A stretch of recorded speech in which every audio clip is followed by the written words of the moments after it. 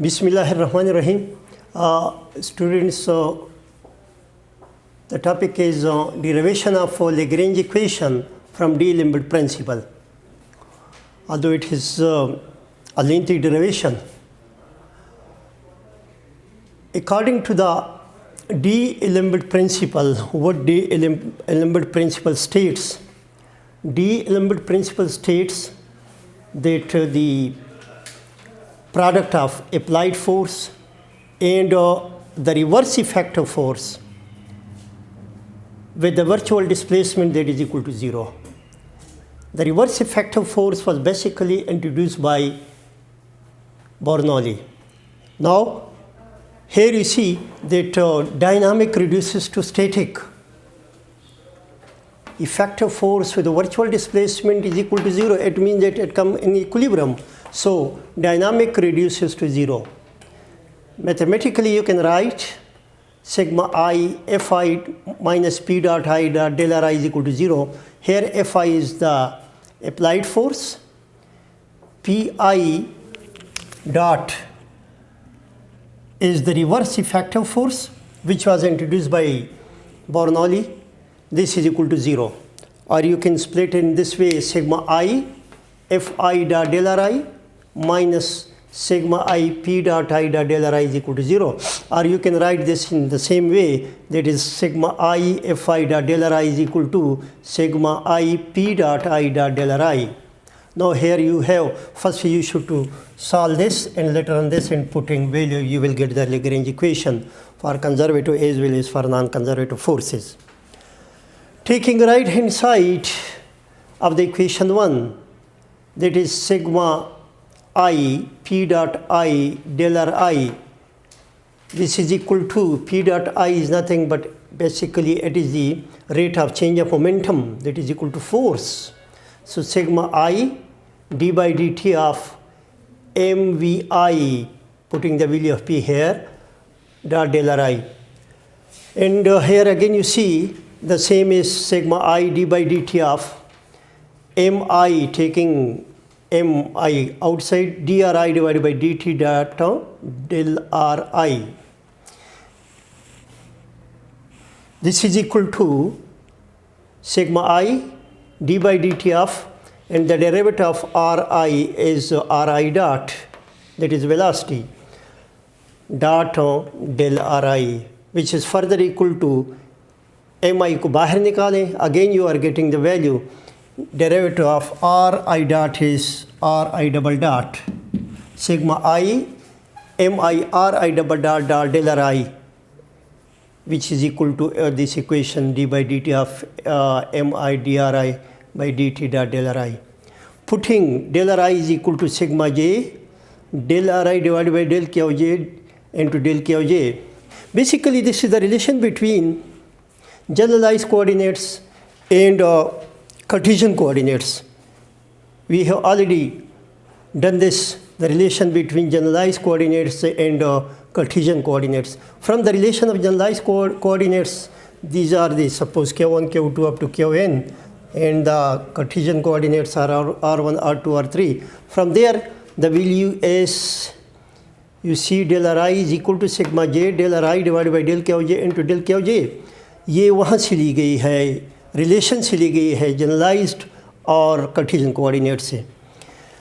Now sigma I P dot I dot del are I, this will become sigma i, और यहाँ देखिए m i r I double dot dot del are I dot, and del are i की जगह जो है ये value put की गई है, sigma J del are I divide by del Q J into del Q J, which further implies that P dot I dot del R I is equal to sigma I, sigma j, एक जगह देखें M I R I double dot dot del R I divided by del Q j into del Q j. This is equation 2. Now, here you see that again we are trying to find out the value of R I double dot dot del R I divided by del Q j. इसकी value हम निकालना जा रहे हैं, तो इसके लिए हमने ये इक्वेशन ले ली कि d by dt of Ri dot del Ri divided by del Qj, this is equal to R I double dot derivative इसका आ जाएगा dot del are I divide by del Q G plus R I dot dot D by D T of और इसका derivative आ जाएगा which is further equal to D by D T of ये वाला R I dot dot del are I divide by del Q G plus इधर तो plus आना चाहिए आर आई डॉट डॉट डेल और डेल क्या हो j into del are I divide by del ये बेसिकली फुल डेरिवेटिव आना चाहिए d by D T of तो इससे इक्वेशन आ रहा है। अब इसी इक्वेशन को हमने वहाँ पुट करना है रस्सी का ना sigma I P dot I dot del putting the value in equation 2 in order to get the work done by the reactive force that is sigma I p dot I dot del R I and finally you see after this calculation basically this is the relation between Cartesian and generalized coordinates.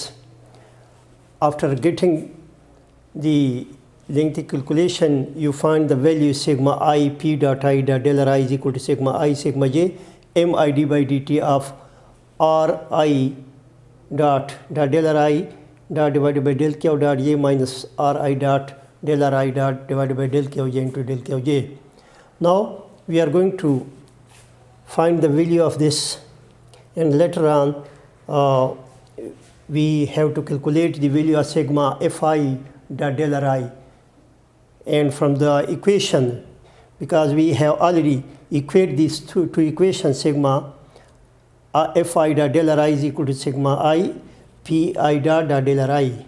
Now first step is done in this case and now the second step is to find the value of fi dot del r I. Putting value you will get the Lagrange equation. Sigma I p dot I dot del r I in this case we get the value sigma j d by dt of del t divided by del q dot j minus del t divided by del q j into del q j and you get the value after having a sufficient calculation you get this value. Now we come towards sigma I f I dot del r I that is the applied force work done by the applied force. Again you have the value sigma j d by dt of यानी sigma F I dot del are I this is equal to sigma P dot I dot del are I. So this is the value. This value is basically the value of work done by the effective force.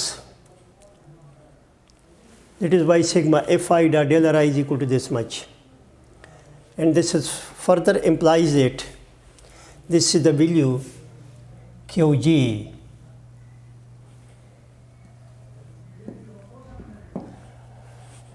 which is equal to sigma j d by dt of del t divided by del q dot j minus del t divided by del q j into del q j or d by dt of del t divided by del q dot j minus del t divided by del q j is equal to Qj for non-conservative. And for the conservative forces, this is basically the Lagrange equation for the conservative forces. And using this equation, you can find the various value of Lagrange. For example, case of simple pendulum, compound pendulum, etc., and so on.